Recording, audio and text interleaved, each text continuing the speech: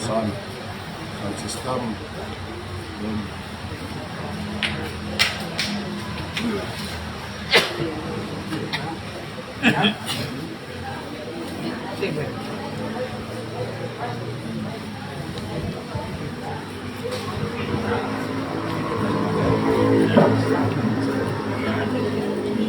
Bismillahirrahmanirrahim.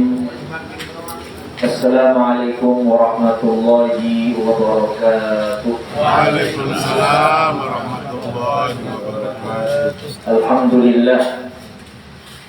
Wassalatu wassalamu ala sayyidi Rasulillah Sayyidina wa maulana Muhammad ibn Abdillah wa ala alihi wa ashabihi wa man walah. La hawla wa la quwwata illa billah. Subhanaka la ilma lana illa ma 'allamtana innaka antal alimul hakim.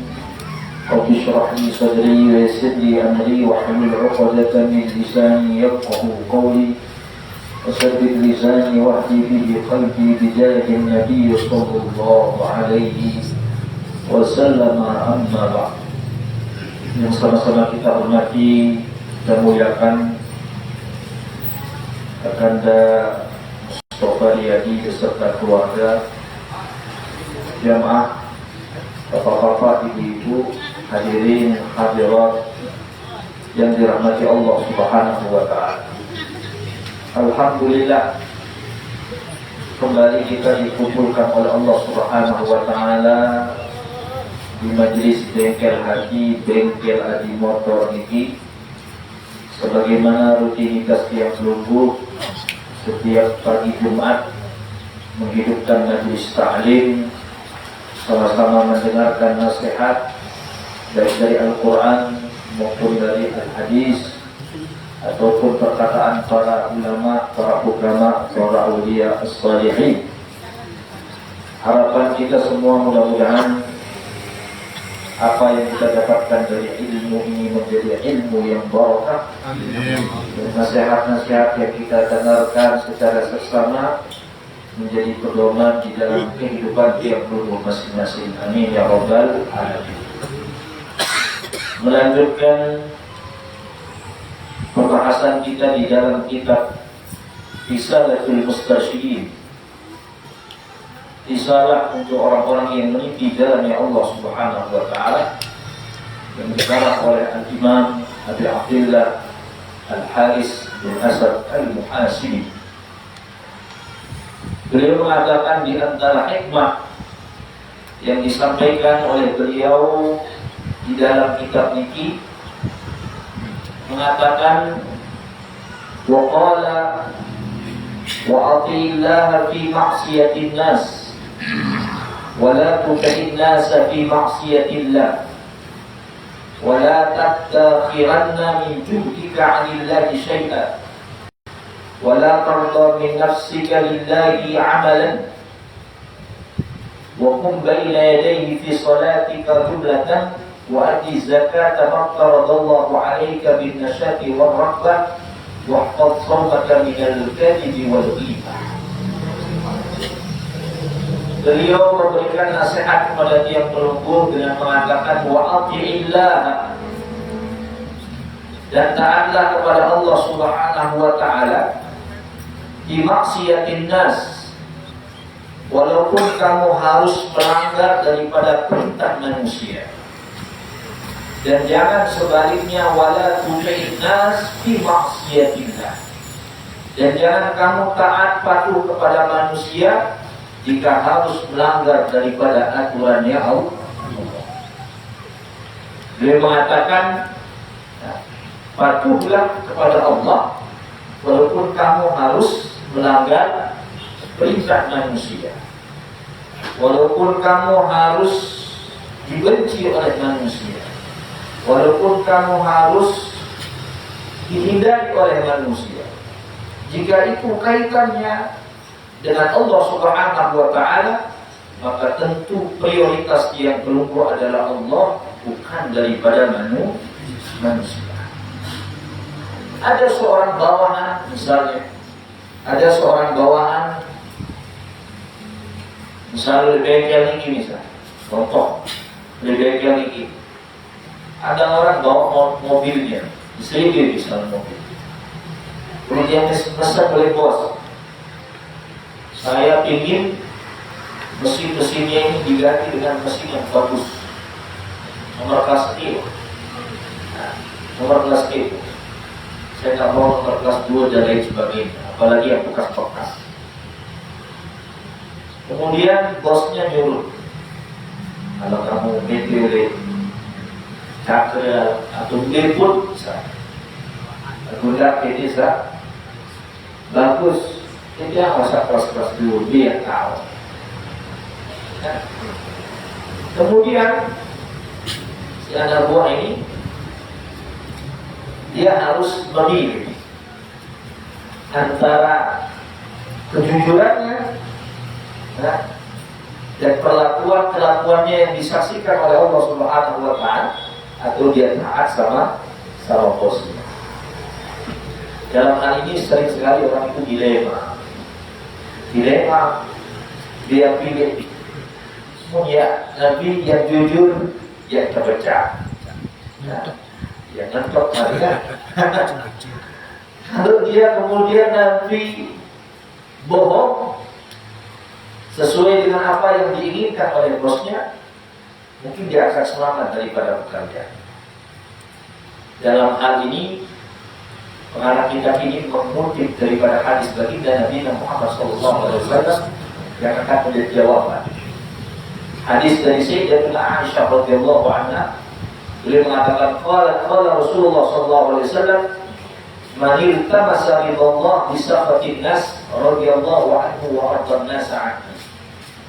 Siapa orang yang mencari ridhonya Allah Subhanahu wa Ta'ala dan menepikan daripada kemurkaan manusia, maka dia akan mendapatkan ridhonya Allah Ta'ala, dan juga Allah yang akan menjadikan manusia itu ridho kepada. Jadi saat dia mungkin dia terpecah oleh dosa pegawaian itu, maka sesungguhnya dia akan digantikan oleh Allah Subhanahu wa Ta'ala yang lebih baik. Namun sebaliknya kata Rasulullah SAW, wa man iltamasa ridwan nas bi sakhatillah sakhitallahu alaihi wa askhata alaihi nas.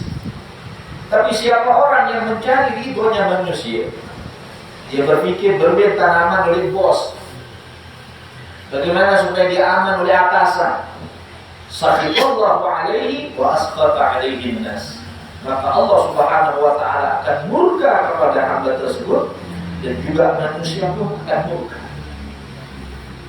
Mungkin dia tetap Nabi bergawean, lalu kemudian tempat bergawean itu tahu lekat di situ Nabi, konsumennya, pelanggannya, di situ tersebar isu dak di bengkel dia, kita milik barang bagus ternyata bekas, lama-lama kemudian berkurang, yang datang berkurang pada akhirnya tutup.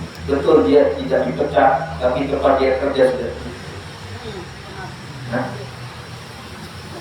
Karena itu Al-Imam Al-Muhasibi mengingatkan yang berhukum bahwa taatlah kepada Allah, walaupun yang perlu harus tapi melanggar aturannya manusia, perintahnya manusia, dan jangan sampai yang perlu sebaliknya taat kepada manusia, tetapi yang perlu harus melanggar aturannya Allah Subhanahu wa Ta'ala.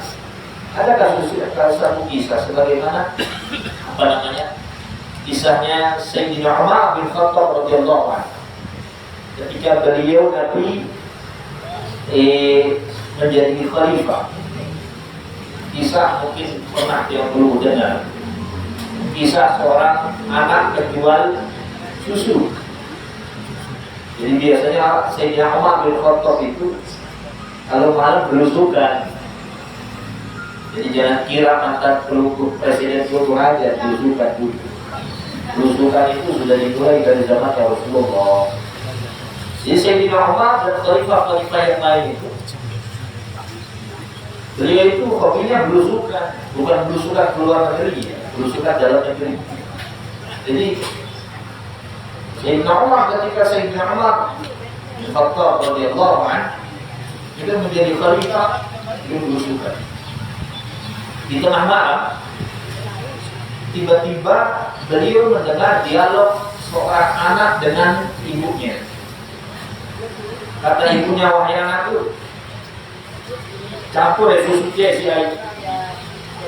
Campur ya susu si air, tadi sadui aja nih. Tadi sadui aja. Campur dia, supaya lebih banyak.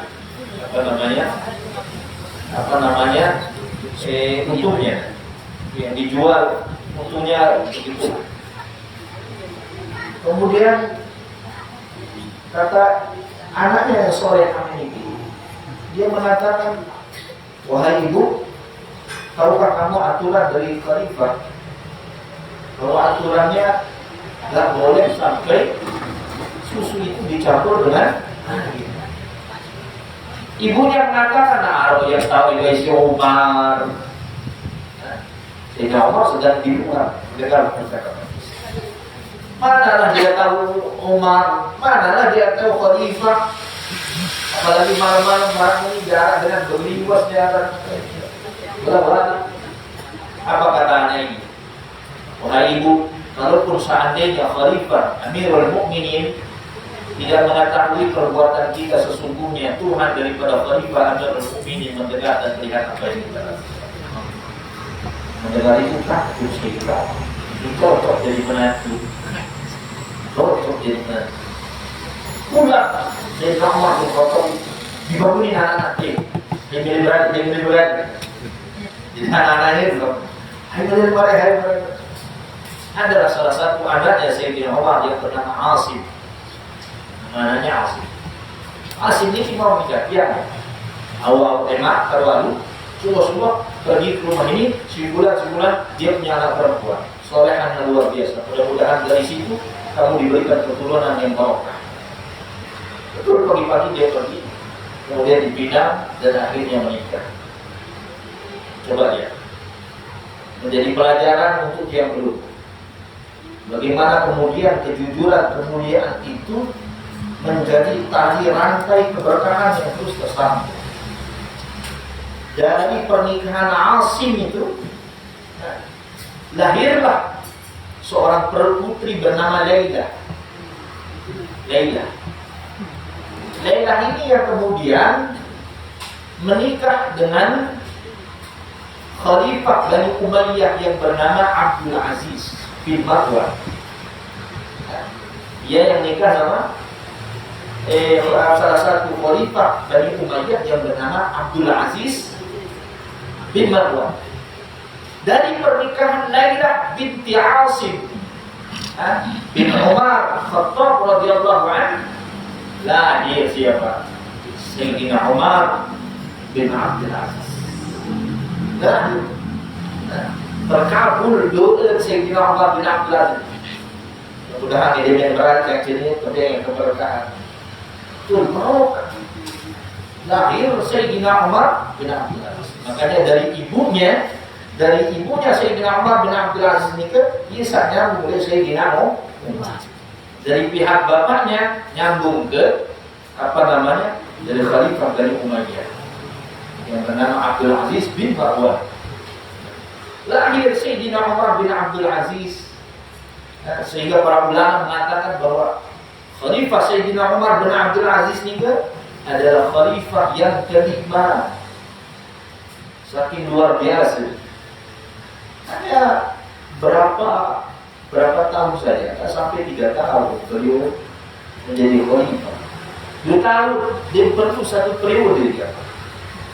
Berarti 1 periode. Setengah periode zaman nikah tidak ada orang yang mau menerima zakat. Ini disugih doang soal. Disugih. Zaman Sayyidina Umar bin Abdul Aziz itu suka sejahtera. Soal uang sejahtera. Gaji UMR paling bawah itu gajinya Khalifah. Jadi gaji yang paling bawah itu standarnya sama itu gajinya gajinya presiden. Makin yang mirip banget dengan jadi presiden. Gaji rendah. Jadi di sini kampanye. Berapa gajinya Sayyidina Umar bin Abdul Aziz? 1 juta. 1 1 juta zaman ini dia nilai dibandingkan penghasilan zaman itu mungkin 1 juta yang gaji. Nah, insya Allah kalau sekarang 1 juta itu 1 juta itu paling berapa? Sampai dulu saya ngamar dengan Abdul Aziz itu punya punya bibi. Katanya wahai Umar bin Abdul Aziz, waktu ini jadi khalifah, saya ingin merasakan daripada gaji. Mungkin memang bibi gajian serapan gaji perlu mulai. Betul waktu gajian dikasih bibi. Bibinya heran, apa nih? Make up tuh kan baru beli isi semua dia. Gitu. Masa dia masuk begini, make up lah. Sekarang sering gaji baru beli juga gaji. Ini harus begitu zaman dulu. Ya. Dari siapa lahir Sayyidina Umar bin Abdul Aziz? Dari perkawinan. Ya. Dari perkawinan awal yaitu anaknya Sayyidina Umar bin Khattab yang bernama Asim. Nah, beliau menikah. Kemudian lahir, nama ibunya Laila. Lahir dari situ Sayyidina Umar bin Abdul Aziz. Umar bin Abdul Aziz. Luar biasa. Jadi orang ketika dia prioritasnya kepada Allah Subhanahu wa Ta'ala, maka sudah pasti dia akan menjadi prioritasnya Allah. Siapa orang yang prioritasnya Allah, maka dia pun akan menjadi hamba yang diprioritaskan oleh Allah. Ya. Itulah yang harus kita ingat masing-masing. Kemudian, wala tadakhiranna min juhdika 'anillahi syai'a. Janganlah kalian menghemat tenaga dalam berbakti kepada Allah. Sejarah keras dari Imam Abi Abdillah Al-Hadis. La tadakhiranna min juhdika 'anillahi syai'a. Jangan kalian menjadi orang yang menghemat tenaga dalam berbakti kepada Allah. Cukuplah, yang penting tetap ikhlas. Itu namanya orang yang menghemat tenaga dalam berbakti kepada Allah. Cukup asal wajib-wajib, kan perintah. Itu orang yang menghemat tenaga. Kalau urusannya sama Allah, dihemat betul waktunya, tenaganya dihemat betul. Tapi kalau urusannya sama manusia, semaksimal itu. Tipikal kita kan begitu kebanyakan. Ya. Urusan sama manusia sepenuhnya, tapi urusan sama Allah sampingan. Begitu. Rata-rata itu tipikal hamba-hamba kayak dia dulu ini. Khusus kayak dia, kalau dulu insya Allah nggak begitu. Ya begitu. Apa namanya? Kalau masalah dunia dia bisa berkeringat. Urusan dunia dia berkeringat. Urusan dunia dia bisa capek. Urusan dunia dia bisa fokus biasa, tapi urusan akhirat harus kadang-kadang baik. Kan fit dunia Rabbana atina fid dunya hasanah wa fil akhirati hasanah. Gitu. Cakap mudah dia kalau apa? Setelah kemudian ya, kalau dia berhubung ini, kalau sudah seorang itu prioritasnya itu dunia, maka dia akan diperbudak oleh dunia. Dia akan disusahkan oleh dunia. Kesusahannya di dunia ini akan terlalu banyak daripada jumlah kebahagiaan. Biasanya begitu. Jadi janganlah menghemat tenaga dalam berbakti kepada Allah. Dan hemat tenaga. Justru harus apa namanya? Al-Qur'an. Harus apa namanya? Sepenuhnya. Sebagaimana perlu serius memikirkan dunia, seharusnya tiap perlu juga harus lebih serius memikirkan sebagaimana perlu serius memikirkan hubungan dengan manusia, perlu juga harus lebih serius memikirkan hubungannya dengan Allah.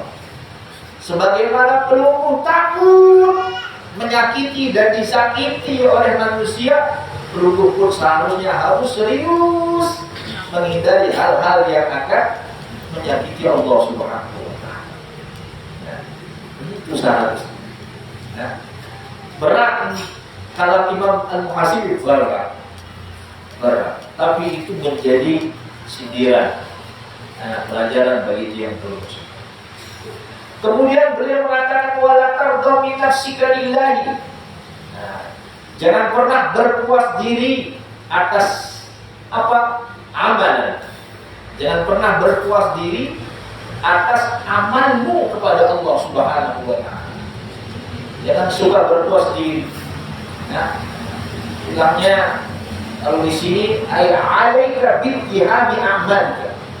Maksudnya adalah hendaknya kamu mencurigai daripada atau memeriksa amalmu masing-masing. Jadi amal tiap pelungguh ini perlu diperiksa. Jangan sampai tiap pelungguh setelah tiap pelungguh sholat, alhamdulillah, insyaallah. Setelah dia ngaji, alhamdulillah. Aku kena dia, alhamdulillah surga. Misalnya begitu. Setelah dia banyak ngaji, setelah dia banyak sholat dan lain sebagainya. Wah taik, wah kena kok. Insyaallah ini. Nah, cara ngomongnya udah biasa, udah lain berbeda. Nah, caranya sama orang juga udah beda. Masya Allah. Bagus kalau memang dia ikhlas. Kalau memang itu langsung muncul dari hatinya, dari akhlak, itu bagus. Berarti ada perubahan di dalam dirinya. Tapi kalau kemudian itu hanya untuk menjadi perhatian manusia, maka di sini kemudian letak salah. Di situ kemudian yang perlu pentingnya memeriksa amal masing-masing. Nah, kalau kita sudah sholat, yang perlu harus khawatir. Baru yang sembahyang ini, yang keikhlas atau yura'un nas, adik satengah isi manusia. Baru waktu terlalu ngaji oleh ini, dia ikhlas atau terkena adik satengah padu isi dengan, atau baris adik searah isi debat dengan, atau arah isi bangga-bangga oleh juru dengan. Orang kalau amalnya mau selamat, maka dia harus kritis.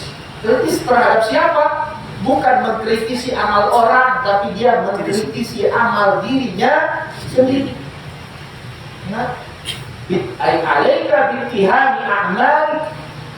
Orang itu harus kritis sama amalnya sendiri. Nah, jangan sampai dia amal dengan amalnya. Perlu bersedekah, perlu juga harus kritis. Lalu waktu bersedekahnya ikhlas atau belum? Itu jangan-jangan isi kepala itu bahaya ketika seorang itu beramal hanya untuk melihat perhatian manusia. Ya cukup, dia akan mendapatkan apa yang diinginkan dari manusia. Enak dengan saya beramal-amal dari manusia ini tidak besok. Orang-orang yang dia beramal karena manusia, besok di hadapan Allah dia cari pahalanya. Ya Allah, ini pahala yang lain. Kan wah gawe ini. Kata Allah Subhanahu wa Ta'ala, aku akan beri. Kan kamu gawe ibadah mati desa tajum isi dengar. Wah, dekat tajum. Apa yang tadi? Milik pahala ya Allah. Itu pahala langan B manusia saat ini tajum. Mau cari pahala di sana. Mungkin. Ada besok jadi kata begitu. Besok orang-orang. Cuma juga menjadi catatan bagi tiap logo. Jangan sampai gara-gara kayak Nabi takut riya, belum beramal, maka dia lalu lagi takut semetok riya. Ini juga. Tarkul amal, kalau maksudnya para ulama itu tarkul amal di ajli nasiriya, wal amal di ajli nasyir. Orang yang gak jadi beramal gara-gara takut dikatakan riya, iya, waksa terkena riya sesungguhnya. Iya, waksa terkena riya sesungguhnya. Makanya di lalu lagi kalian bersama sementara kalau mereka dia mulai kan percuma terjadi ibadah orang apa yang mau nggak tahu sesungguhnya dia sedang mengerjakan dia sesungguhnya. Itulah yang paling sesungguhnya yang kalian dia ngasih. Kalau orang beramal untuk perhatian manusia itu syirik, dia sudah menyekutukan Allah Subhanahu wa taala. Bagaimana cara kita selamat ketika kita selamat dari keduanya? Berselamat meninggalkan amal karena manusia dan selamat mengerjakan amal karena manusia. Disitulah kemudian letak keikhlasan yang tumbuh di dalam Allah. Maka dia belum menikah harus kritis, ya? Harus kritis. Katanya para ulama, la yatimul ma'ruf illa bidzalik. La yatimul ma'ruf illa bidzalik. Kebaikan itu tidak akan sempurna kecuali orang itu melakukan 3 hal. Nah, jadi kebaikan itu tidak akan sempurna kecuali seorang itu melakukan 3 hal. Apa yang 3 hal? Yang pertama, tasghir. Dia harus melihat amalnya itu sedikit. Dia harus melihat amalnya itu sedikit. Nyumbang 10 juta, dia harus melihat 10 juta itu sedikit. Dan dia cuma di masjid, si fulan 500.000, si fulan 1 juta, si fulan 500.000, si fulan 10 juta. Alhamdulillah. Esa, ya. Ada saingan. Di masa saya Pak Mas, wah dengan 10 juta esa. Jadi amal kebaikan itu kalau mau sempurna di sisi Allah harus tasghir. Yang perlu harus menganggap amal kebaikan itu tidak ada apa-apanya. Tidak ada apa. Perlu punya uang 1 miliar, perlu sedekah 1 juta. Katakanlah di dalam diri tiap guru masing-masing bahwa 1 juta itu tidak ada apa-apanya. Bahkan mungkin 500 juta sekali itu tidak ada apa-apanya. Tidak ada apa-apanya. 500 juta si penyumbang ini daripada 1 penentang mata penglihatan nikmat yang diberikan oleh Allah. Tasghir. Engkau mengecilkan, menyederhanakan, menganggap daripada tidak ada apa-apanya amal tiap perlu di hadapan Allah. Justru itu yang akan membesarkan amal itu di sisi Allah. Itu yang akan membuat amal itu besar di sisi Allah. Kemudian yang kedua itu sitrik. Amal itu kalau mau sempurna dia harus disimpan, harus dirahasiakan. Dirahasiakan. Lu mau uang sedekah penunggu betul-betul akan kita petik kelak di hadapan Allah dan gak ada manusia yang tahu kecuali antara lu dengan Allah. Lu harus praktekin. Nyumbang ke pondok, nyumbang ke masjid, bawa 1 juta.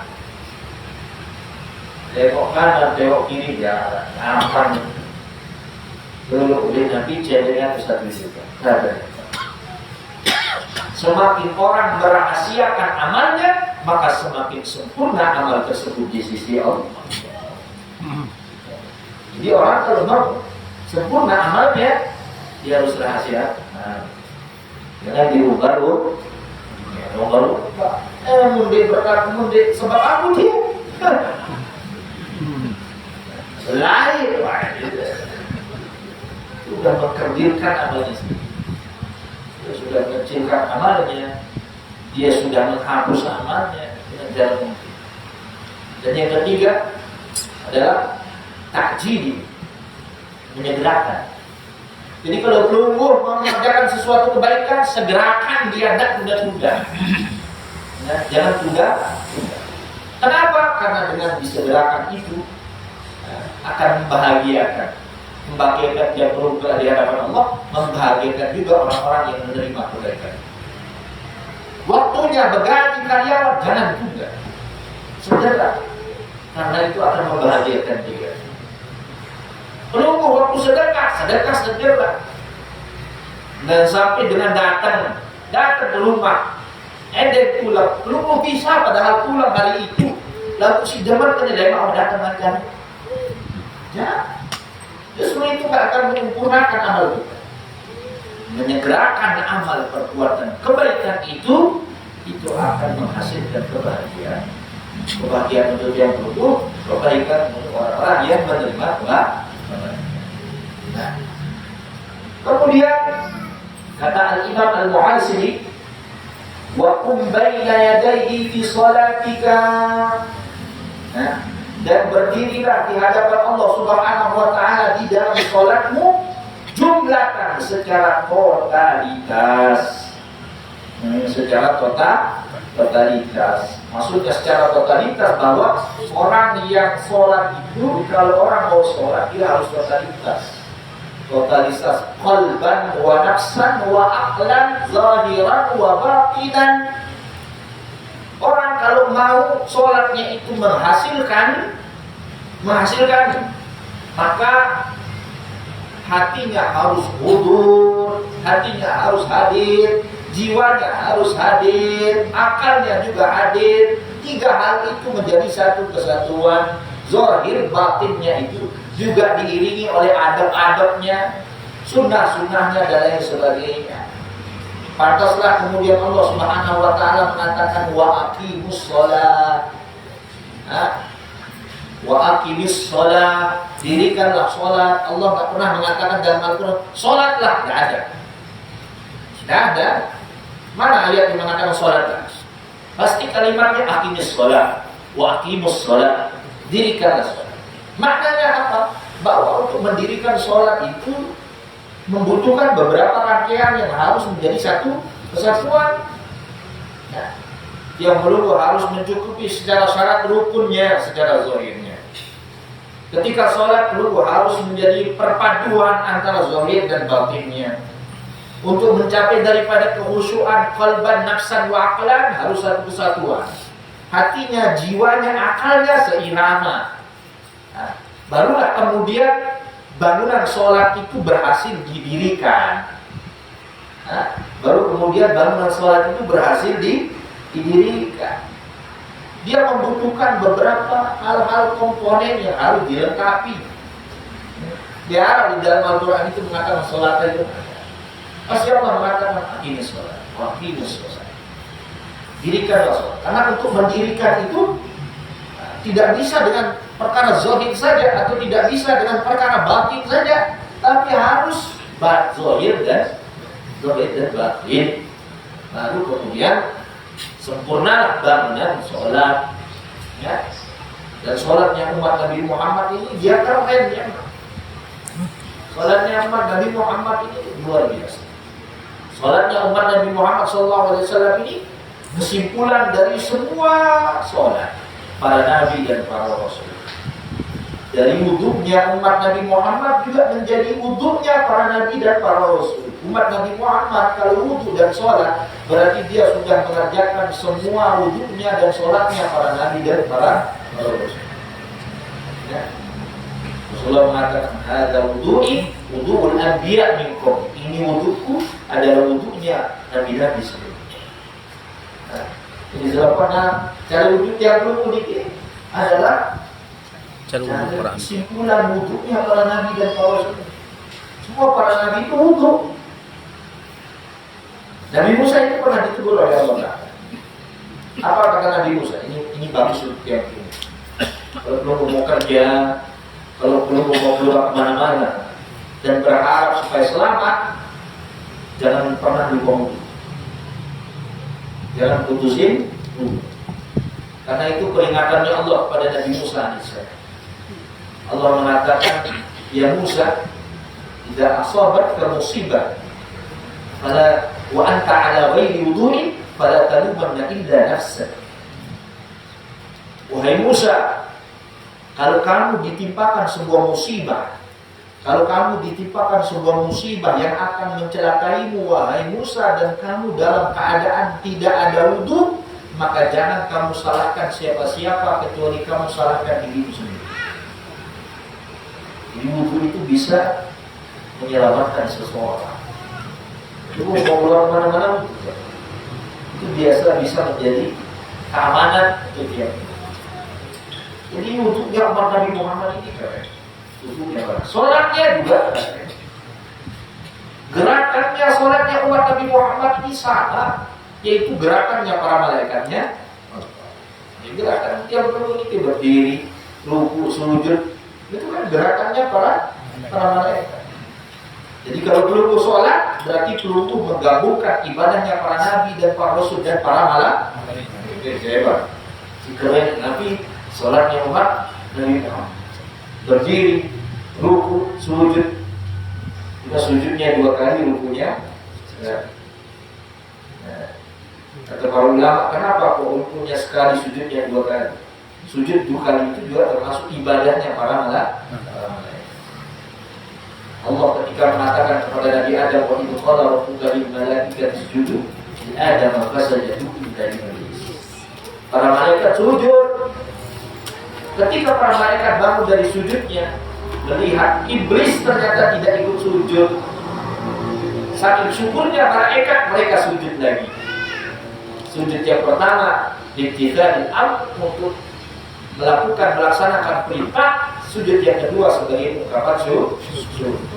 Maka penduduk sholat sekali ruku, 2 kali sujud. Nah, hebatnya sholat umat Nabi Muhammad SAW. Nabi Ibrahim alaihissalam, Nabi Ibrahim alaihissalam. Di dalam Al-Quran apa kata Allah? Apa yang beliau mohon sama Rabbi ja'alni muqimas shalah wa min dzurriyyati. Itu doanya Nabi Ibrahim.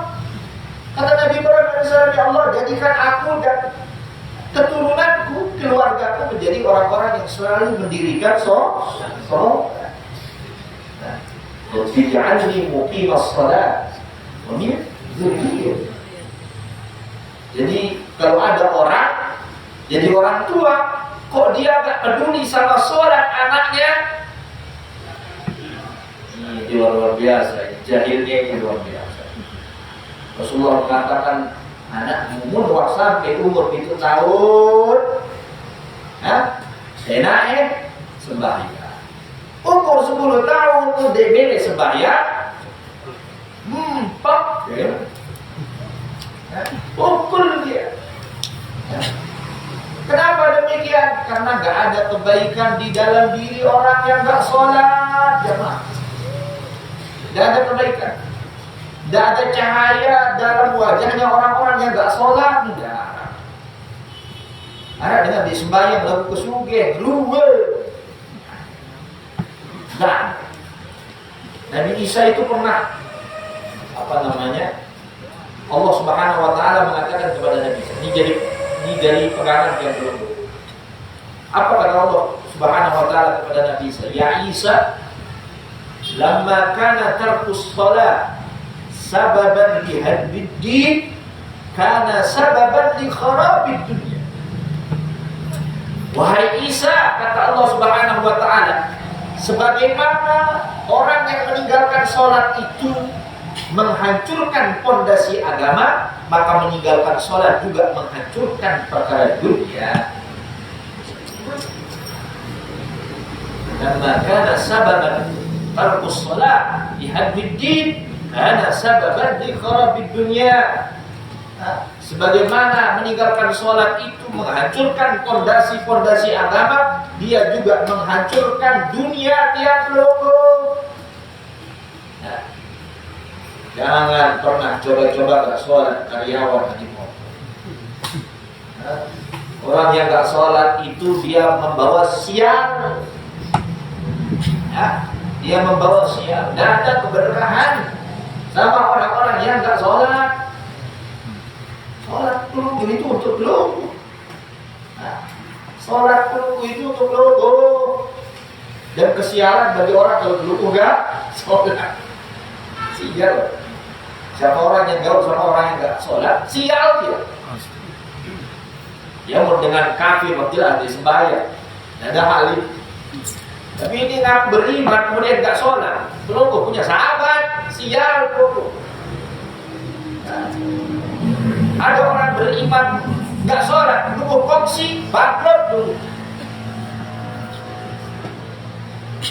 Jadi orang yang nggak sholat itu menghancurkan, jangan pernah dulu.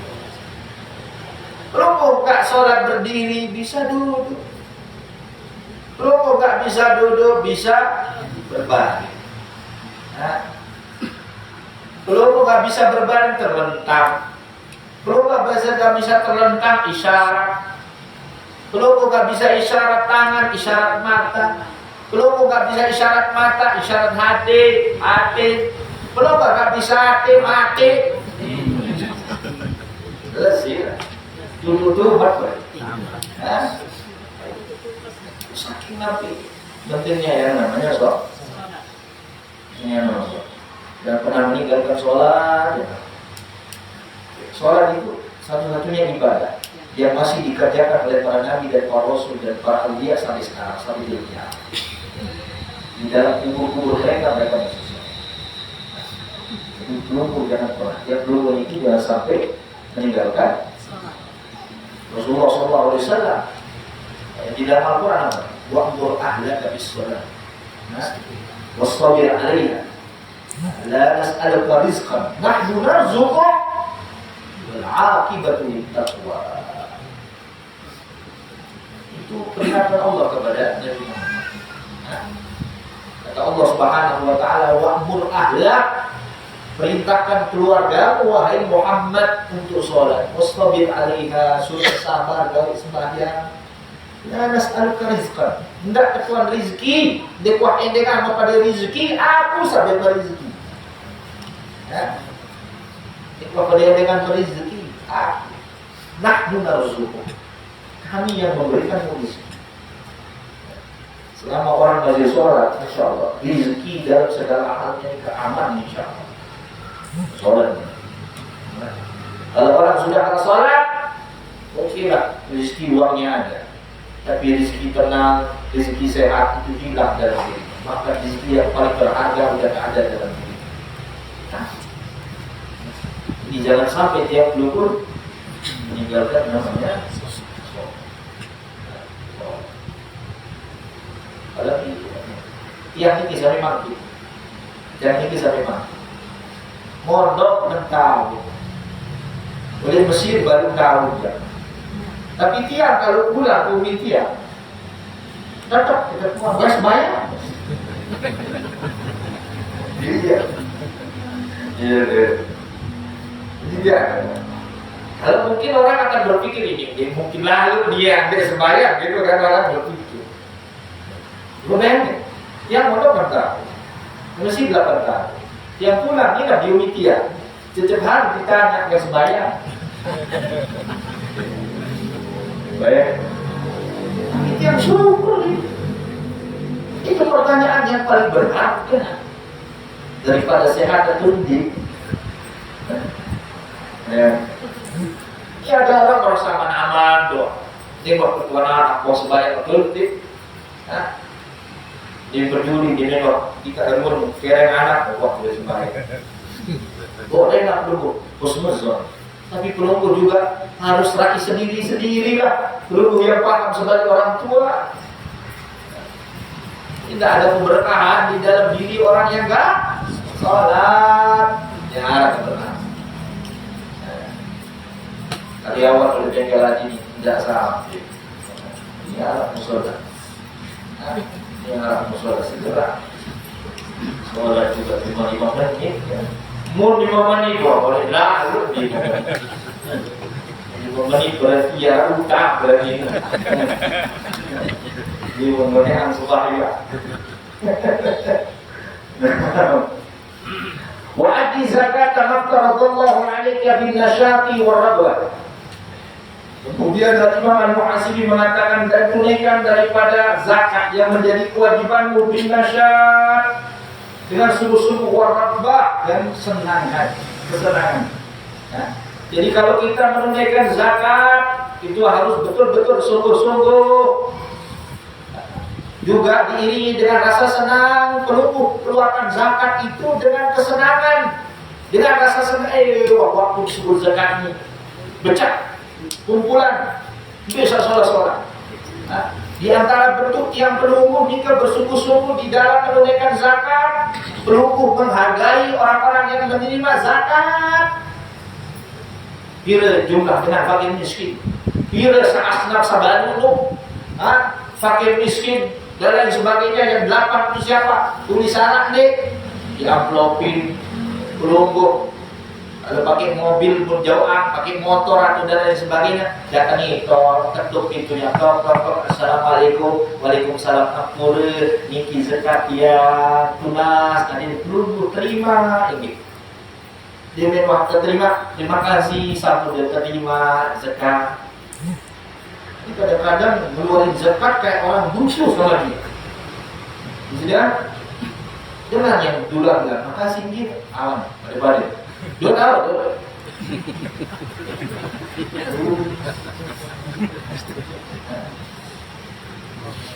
Allah mengatakan khudh min amwalihim shadaqatan tutahhiruhum wa tuzakkihim biha wa shalli 'alaihim, kata Allah Ta'ala. Zakat itu untuk mensucikan harta pelunggu. Zakat itu kotoran. Cuma beda kotoran saja jadi sapi teng, itu ada beda. Ujung-ujung juga epen itu juga dari sapi teng juga gitu. Cuma bedanya kan kalau zakat kotoran apa nama harta petani kita di tepete dulu. Mun kotoran sapi teng kan di tepete.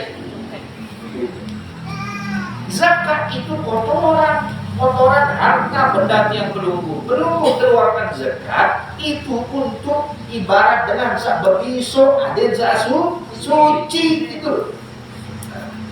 Ini dengan zakat malah seolah-olah dengan betul-betul butuh sama dia. Ini ngantri dia oleh apa? Jadi mana dia? Yang pelunggu justru yang harus berterima kasih sama orang yang menerima zakat. Di Indonesia kalau sudah puasa sampai diliput di TV, pembagian zakat oleh ini. Dia peringati sama orang-orang yang keluar zakat. Bisa jadi zakat yang kalian keluarkan dengan sebuah kebanggaan itu sama sekali tidak ada nilainya di sisi Allah. Kenapa? Ketika orang yang mengeluarkan itu dengan merasa bangga dan merendahkan orang yang menerima. Di Mesir haram perlu bagikan orang zakat berkumpul kemudian disaksikan dengan orang haram. Itu fatwanya seapa grengsek. Gak boleh bagikan orang itu di pinggir jalan, itu gak boleh. Langsung perlu didatangi oleh polisi. Kenapa? Karena itu sama dengan melecehkan harga diri seorang muslim. Tiga hal yang wajib dilindungi antara muslim yang satu dengan muslim yang lainnya. Hartanya, nyawanya, harga dirinya. Juga aja untuk memarahi. Gak begitu. Orang yang betul-betul sungguh mengeluarkan zakat. Dia pergi ke orang, amplopin seolah-olah, datengin dengan niki enggak, niki ala kadang, mohon maaf. Tahun niki ala seni zakat yang jadi terbagi dari niki mau jadi ampun. Kalau dengan gaya, sampai orang yang menganggap orang minta-minta dan menghardik orang yang minta itu apa kata Allah dalam Al-Quran? Wa amnas-sa'ila itu saking tercelanya. Jadi antara betul orang itu sungguh-sungguh di dalam memberikan sedekahnya adalah dengan cara menghargai orang yang mau menerima. Dengan sama orang yang ada Kalau sampai itu sia-sia, orang di hari kiamat itu kullu mri'in fi dhilli sadaqatihi kata Rasulullah. Setiap orang itu akan berada di naungan sedekah zakatnya masing-masing di hari kiamat. Sampai kemudian orang selesai dihisab, kalau benar cara zakatnya, kalau benar cara sedekahnya, maka dia punya naungan sendiri. Yang la illa zilluh, itu tidak ada naungan kecuali naungannya Allah. Jadi kalau ada kelompok yang mengeluarkan zakat, bin nasyat sungguh-sungguh dan dengan rasa senang, rasa senang. Kemudian Al-Imam Al-Muhasiri mengatakan waqfas saumaka, dan juga ini juga maaf. Salah satu kebiasaan salafun saleh yang sering dilupakan adalah pada bulan Sya'ban ia kebiasaan subul zakat. Kebanyakan orang mengeluarkan zakat itu bulan bagus. Tapi salafun saleh kita terdahulu mereka keluarkan zakatnya itu pada bulan Sya'ban. Kenapa? Dalam rangka takwiyatan lil fuqara wal masakin, untuk memberikan kekuatan kepada orang-orang fakir miskin. Ada yang sadar sambut puasa, dia mempunyai dia punya berkat. Keluar zakat waktu bulan Sya'ban, akhir-akhir bulan Sya'ban itu. Orang yang fakir miskin akan jauh lebih senang, lebih isi bukit, isi nyaur. Tapi kan jarang orang keluar apa? Zakatnya pada bulan Sya'ban. Ini disebut oleh Syekh Muhammad bin Ali bin Abbas Al-Maliki di dalam kitabnya Mada fi Sya'ban. Apa yang terjadi pada bulan Sya'ban. Keluarkanlah dari zakat, khusus bolong. Atau bagilah setengah di sini sekarang. Gitu. Kemudian waqfas saumaka minal kadhibi wal ghibah. Janganlah puasamu dari berbohong dan ghibah. Amin sha'im laisa lahu min siyami illa al-ju' wal aqar. Berapa banyak orang yang puasa tetapi dia dalam puasanya hanya mendapatkan haus dan lapar. Pahala jadi mau gara-gara Nabi waktu puasa tetap lekap, waktu puasa tetap browsing dengan mahlama, bahkan dia kadang pura-pura biar. Ini kadang pura-pura biar ngabur dari bobo gitu. Bagaimana? Kalau misalnya, wah, mulai beli tangkok, ayah ajuk ini. Nampak dengan karuan. Yang dapat Allah dia nggak dapat apa. Hanya dapat apa doang. Jadi jaga puasa itu. Jaga puasa itu dari Nabi ibak, kemudian hati-hati juga ya. Imam Syafi'i mengatakan dengan sagibah ini. Imam Syafi'i mengatakan gibah itu hanya membatalkan pahala puasa. Sah puasa. Lalu batal pahala puasa. Ada namanya Imam Az-Zuhri. Imam Az-Zuhri ini mengatakan orang yang bergibah pada bulan puasa, dia hanya mendapatkan dosa gibah, tetap mau pahala puasa, tetap mau tapi dia batal puasa sama sekali. Pahala puasanya tidak bakal. Kata Imam Az-Zuhri. Tapi ada ulama yang mengatakan namanya Imam Auza'i. Imam Auza'i itu mengatakan hai bergibah pada bulan suci Ramadan, batal puasa, batal pahala puasa. Ada ulama namanya Imam Auza'i. Nama ulama itu apa? Imam Auza'i itu mengatakan, dia betul asal saum. Yang namanya ghibah itu dia bisa membatalkan puasa secara otomatis. Kalian jaga. Namanya ibu nih. Sana. Lalu ngabuburit. jadi nggak buru. Kalau jalan buru-buru biar ngomong sana kemari. Dia ada ulama yang mengatakan bahwa orang gibah itu batal secara total puasa. Batal secara total puasa berarti harus lah, harus ya. Jamaah bengkel hati ini, bengkel hati motor ini pelajaran. Buat jamaah bengkel hati motor puasa jam ini untuk buka malah biasa. Yang terjadi di sini jangan sampai arah sadik wasit. Jangan sampai kan dia terus untuk memenuhi mazhabnya Imam Syafi'i ayat saski batalan puasa sakit wajib qada sakit. Di luar bulan suci Ramadan dia harus qada sakit yang batalan puasa sakit yang qada. Ada namanya Imam Rabi'ah. Imam Rabi'ah ini berpendapat sisa batalan puasa sengaja sakit bulan puasa dia harus mengqada di luar bulan puasa sakit isi 12 jelu. 12 jelu. Seminggu berarti berkilo. Seminggu dia puasa sengaja dia puasa. Coba bayangkan. 12 kali pitu kali 12.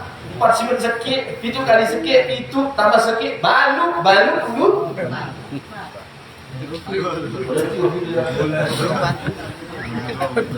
Ini karena Imam Rabi'ah. Imam Rabi'ah mengatakan bisa sengaja dia puasa pada bulan suci Ramadan dan dia tak ada uzur sama sekali. Wajib dia qada di luar bulan suci Ramadan sakit isi 12 jelu. Itu masih penting. Ada imam namanya Ibn al-Musayyab. Ibn al-Musayyab mengatakan saya dia puasa sengaja dia puasa tanpa ada uzur yang dibenarkan oleh syar'i. Sakit puasa wajib ganti oleh luar bulan suci Ramadan sakit isi sebulan. Berarti 4 jelu 4 bulan. Ini mahal. Itu mending lagi. Ada namanya Imam Nakhai.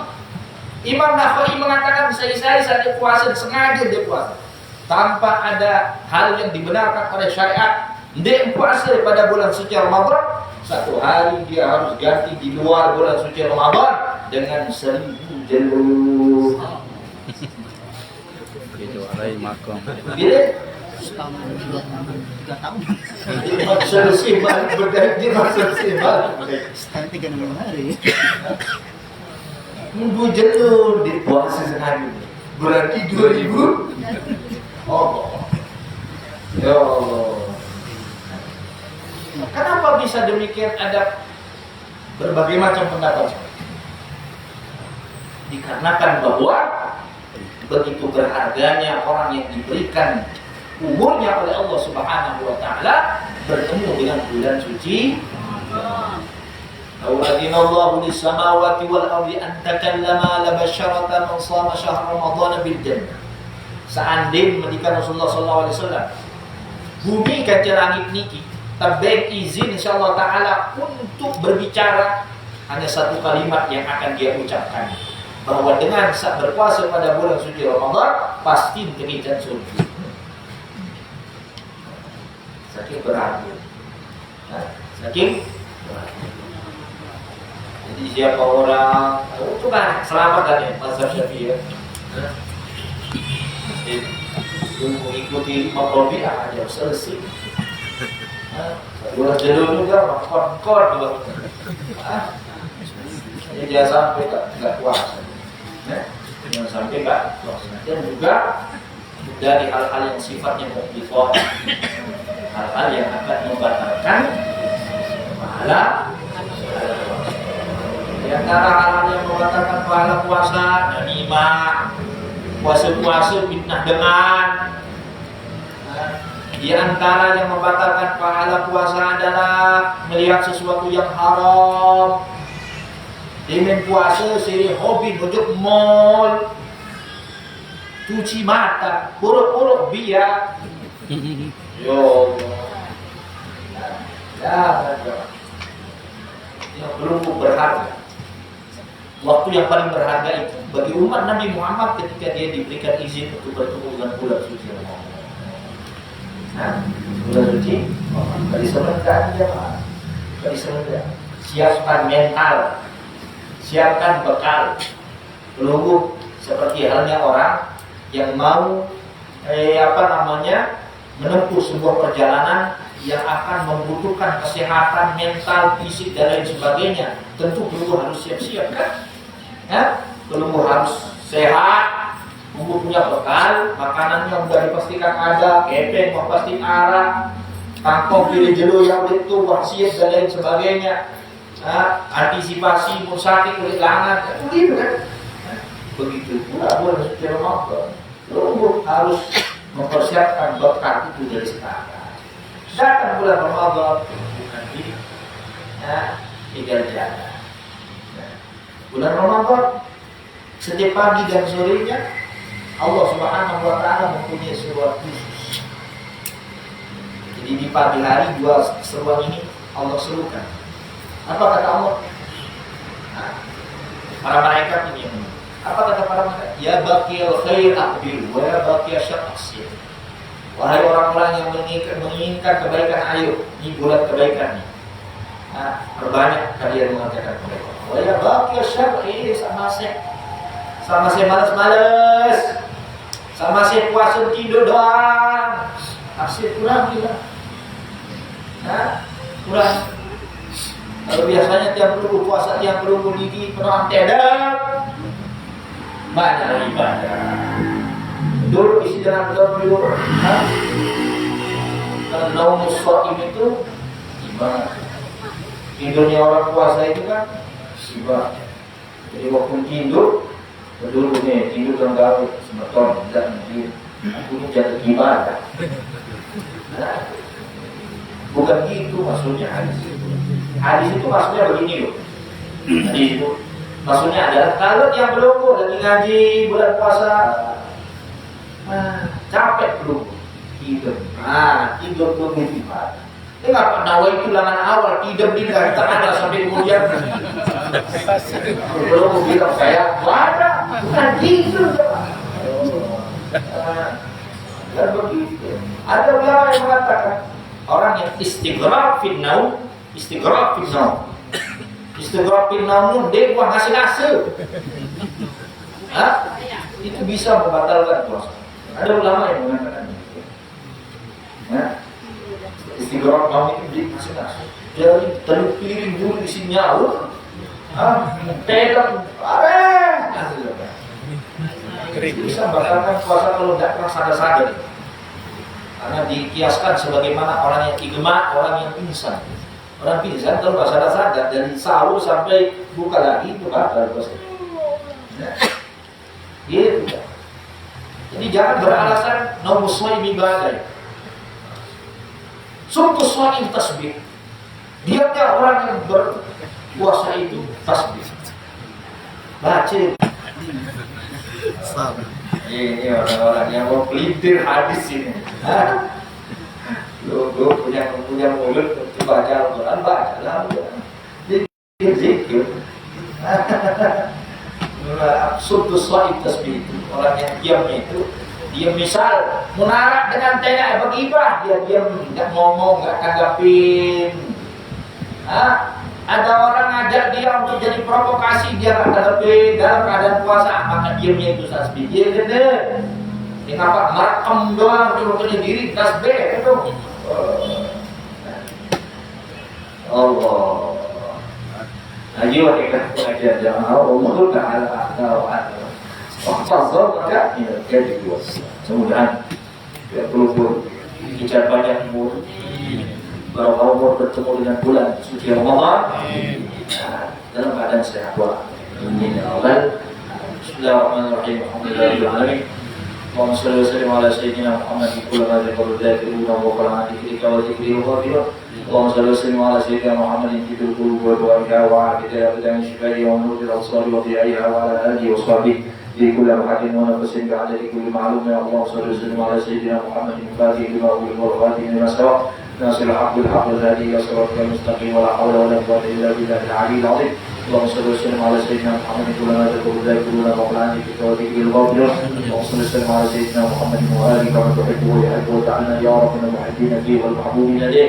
اللهم صل وسلم على سيدنا محمد صاحب المقامات العالية بمحبتك له يا ربنا علينا بالذرية وبعالم بالعلوم اللدنية وزيدهم بالعلم والعناية الربانية وسليم الولاية الإلهية وجعل المحبوبين لديك ولد الحضرة المحمدية واسلام من سادة العلوية يا من لا تخفى على الخافية في الأكوان السماوية والأرضية.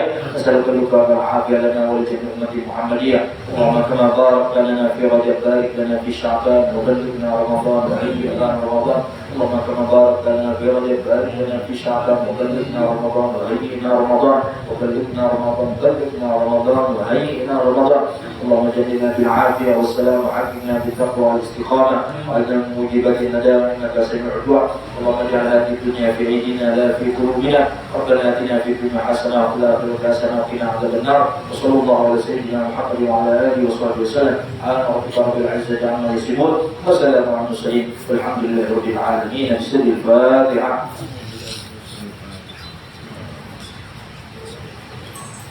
Pak Haji Hamka Fatihah. ingin yang doa dengan umroh Oh, jamaah niki jamaah. Siapa? Haji Hamka.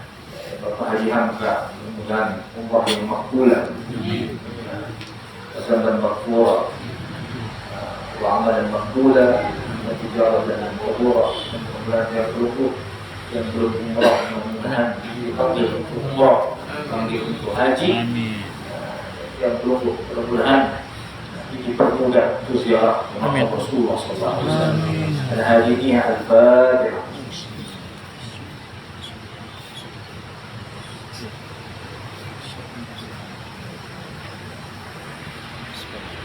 Amin amin amin walhamdulillah rabbil alamin.